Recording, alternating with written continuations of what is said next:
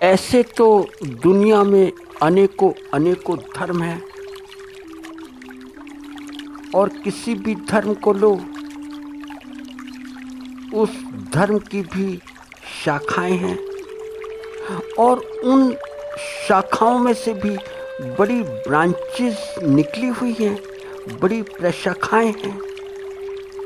एक एक शाखा में से बहुत बहुत शाखाएं हैं।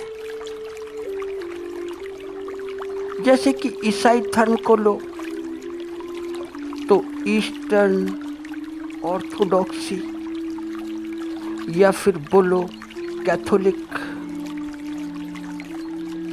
या प्रोटेस्टेंटिज्म, कुछ भी बोलो, ब्रांचेस तो हैं, ये तो हैं। जैसे कि मुस्लिमों में बोलो, मुस्लिमों के अंदर भी तुम्हें शिया सुन्नी मिलेंगे। तो शियाओं की धारणा कुछ अलग और सुन्नियों की अलग। तो धर्मों के अंदर से भी, हर धर्म के अंदर से भी तुम्हें शाख मिल जाएगी। जैनियों में देखो, जैनियों में भी दो हैं। महावीर स्वामी तो एक हैं, मगर जैनियों में दो वर्ग हैं। एक तो वर्ग है दिगंबर का और दूसरा है श्वेतांबर का। अद्भुत बात है। सिखों में देखो, सिखों में भी ऐसा है कि खालसा पंथ है या मानव या नानकपंथी हैं या कैसेधारी हैं, नामधारी हैं या सहजधारी हैं या निरंकारी हैं। और हिंदुओं की बात तो छोड़ो, हिंदुओं की तो बात ही अलग है। उनकी एक एक शाख पर बहुत बहुत टहनियाँ हैं। अगर तुम हिंदुओं के घर में जाओ तो घर के जितने भी पारिवारिक मेंबर्स होते हैं, उनकी अलग अलग अपनी व्यक्तिगत मान्यता है। वहाँ पर उनकी अपनी व्यक्तिगत आस्था है। तो घर में कुछ ऐसे मिल जाएंगे कि जो साकार को मानने वाले हैं और कुछ ऐसे मिल जाएंगे कि जो निराकार को मानते हैं, जैसे कि आर्य समाजी, क्योंकि आर्य समाजी निराकार को मानते हैं। तुम आर्य समाज में जाकर देखो कि आर्य समाज में क्या होता है। वहाँ पर सब निरंकार को मानते हैं कि अस्तित्व निरंकार है। और तुम एक खूबसूरती देखना कि आर्य समाजी भी निरंकार को मानते हैं और मुस्लिम भी, मुस्लिम समाज भी, दोनों निरंकार को मानते हैं। मगर हिंदुओं में तुम ऐसा देखो कि सनातनी भी होते हैं जो कि साकार को मानते हैं कि ईश्वर साकार है। तो धर्म तो बहुत बहुत है, ठीक है, धर्म बहुत बहुत होने भी चाहिए, क्योंकि जितने ज़्यादा दुनिया में धर्म होंगे उतना ही अच्छा है, क्योंकि स्वभाव के उपयुक्त बैठ सकता है, स्वभाव से मेल जोल हो सकता है। मगर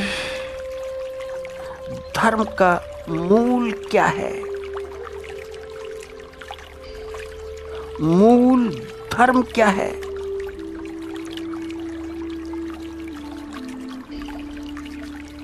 मूल धर्म है अपना, कि स्वयं का धर्म, अपना धर्म। तो फिर सही धर्म है वही स्वधर्म है, उसी का नाम स्वधर्म होता है। स्वधर्म यानी कि स्वयं का धर्म,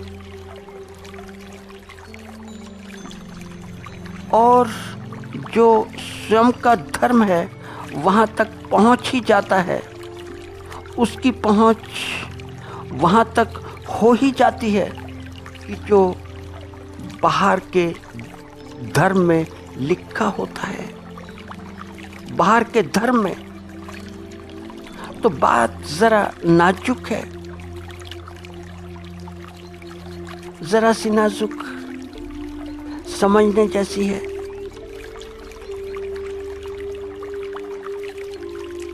बात को ऐसे लेते हैं कि जैसे कि दो संभावनाएं ही संभव हैं, दो संभावनाएं, दो पॉसिबिलिटीज हो सकती हैं कि या तो जो स्वयं का अनुभव है, जो स्वयं का स्वभाव है, जो स्वयं का धर्म है, वहाँ तक ले जाए कि जो बाहर का धर्म बोलता है। तो स्वयं के धर्म की भाषा और अनुभव वैसा ही हो जाए कि जैसे कि बाहर के धर्म बोलते हैं, जैसे कि शास्त्र बोलते हैं, जैसे कि कीमती इस जगत के आदमी बोलते हैं। तो फिर होता क्या है कि स्वधर्म और बाहर का जो धर्म है मिल जाता है, जैसे दूध पानी। तो मामला कुछ ऐसे हुआ कि जो स्वयं का अनुभव हुआ, जो स्वधर्म हुआ, उसकी नदी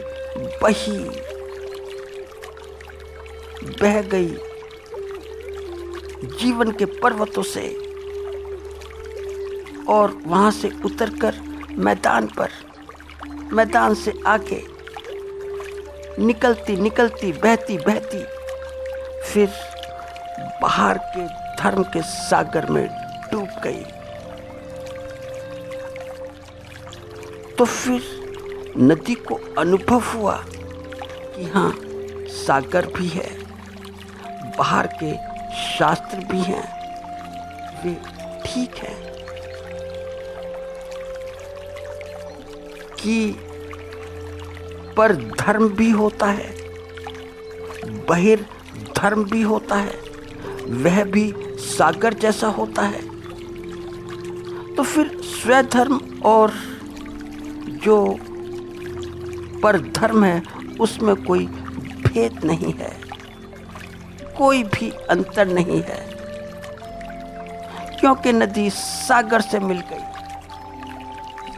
और ऐसे मत समझना कि नदी सागर से अलग है, सागर भी नदी बनता है, क्योंकि तुम देखते हो वहाँ पर जल राशियाँ ही जल राशियाँ हैं। और क्या सागर में होता है? जल राशियाँ ही तो होती हैं।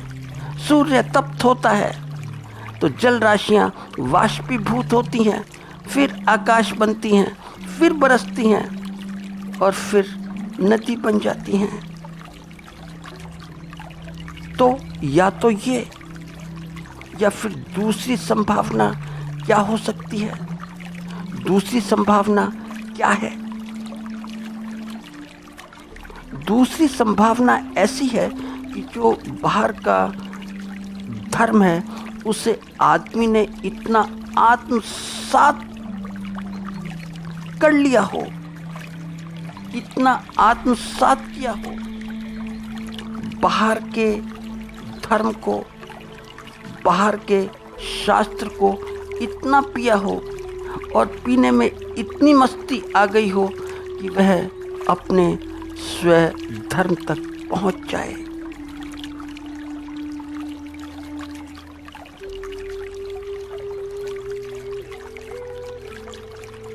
स्वधर्म का अर्थ कि अपने स्वभाव तक पहुंचना। स्वधर्म का अर्थ ऐसा होता है कि जो बाहर से सुना है तो उसे सुनकर,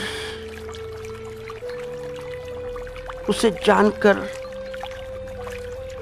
अपने मूल स्वभाव में आया जाए, अपने स्वभाव तक, कि अपना मूल स्वभाव प्राप्त हो जाए।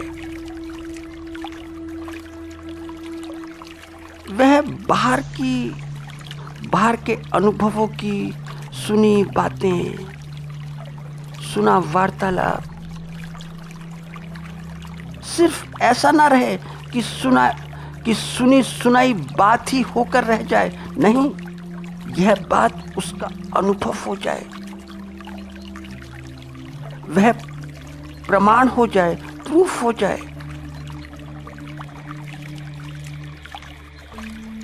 तो फिर वह बाहर से अपने स्वधर्म को प्राप्त हुआ, क्योंकि वह एक प्रूफ बन गया, प्रमाण बन गया कि हाँ, ये सारी बातें ठीक हैं।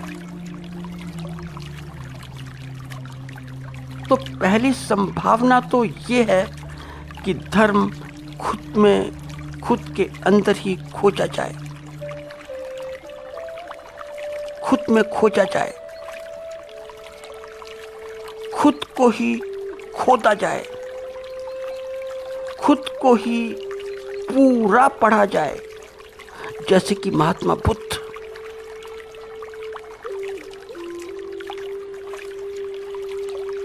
उन्होंने बाहर के धर्म का किसी का सहारा नहीं लिया। और आधुनिक काल की बात हो तो जैसे कि जे कृष्णमूर्ति,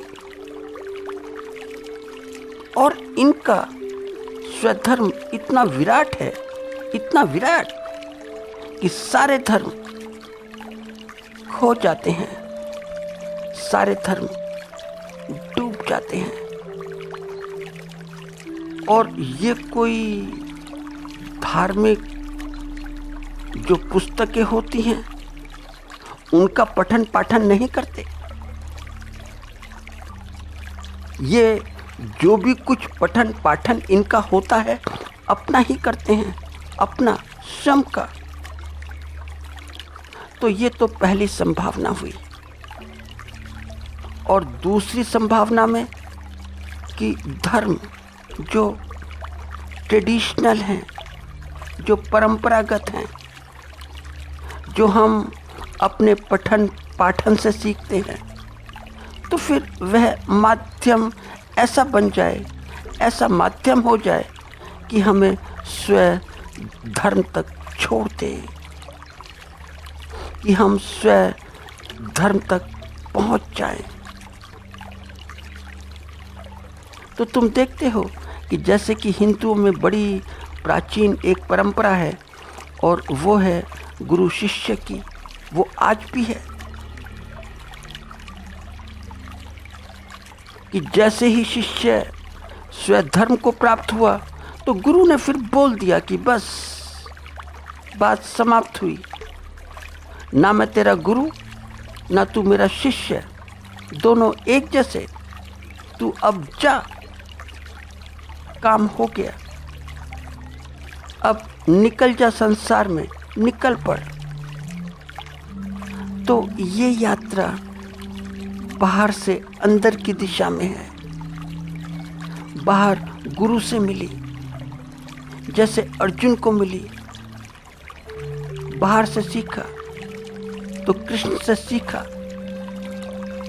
और सीखकर अपने स्वभाव को प्राप्त हो गया। जैसे राजा जनक, उनके गुरु अष्टावक्र हैं तो अष्टावक्र से सीखा। जैसे कि स्वामी विवेकानंद, तो उन्होंने रामकृष्ण भगवान से सीखा। पर दोनों ही पथों में अनिवार्य रूप से एक ही परिणाम निकलता है और एक ही निकलेगा, वो ये कि अनुभव हुआ, कि अनुभव हो गया।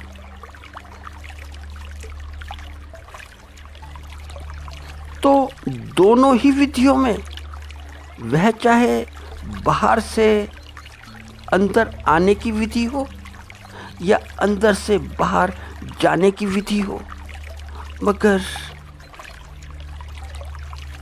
मगर अनुभव तो हुआ, क्योंकि अनुभव से ही अपना मूल स्वभाव जाना जाता है।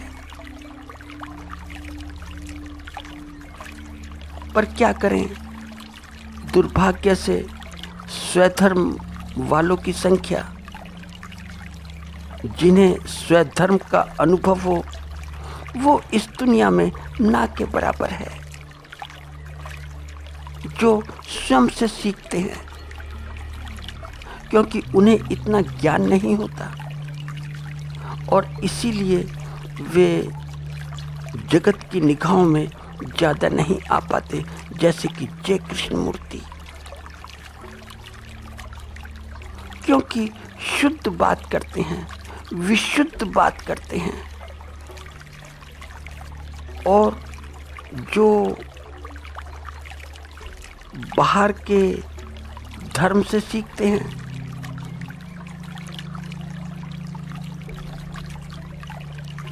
जो बाहर से धर्म को सीखते हैं, फिर वह जो सीखते हैं उनका जो अनुभव है वह नहीं बन पाता, तो फिर अनुभव शास्त्रों में ही लिखा रह जाता है, शास्त्र के भीतर ही पड़ा रहता है।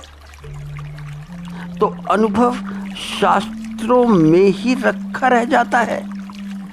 तो होता क्या है कि शास्त्र तो याद हो जाते हैं, मगर जो शास्त्रों में लिखा अनुभव है, वह अनुभव जीवन का अनुभव नहीं बन पाता। तो फिर अनुभव शास्त्र के भीतर है, जीवन में नहीं है। तो अनुभव शास्त्र के भीतर रखा है, जीवन के भीतर नहीं। और ये दुर्भाग्य है, ध्यान रखना, ये दुर्भाग्य है। दुर्भाग्य इसलिए है कि ये धार्मिक उपद्रव का मूल कारण है। जितने भी जगत में धार्मिक उपद्रव होते हैं, उसका मेन कॉज है, मूल जड़ है। तो ही तो इस जगत में इतनी धार्मिक कट्टरता है, तो ही तो इस जगत में इतने हार्ड लाइनर्स हैं। तुम देखो, तो ही तो धर्म के नाम पर इतना रक्तपात है। तो हमें धर्म को ठीक ठीक अर्थों में समझना होगा। यह समझ ही हमें समझा सकती है कि धर्म क्या है।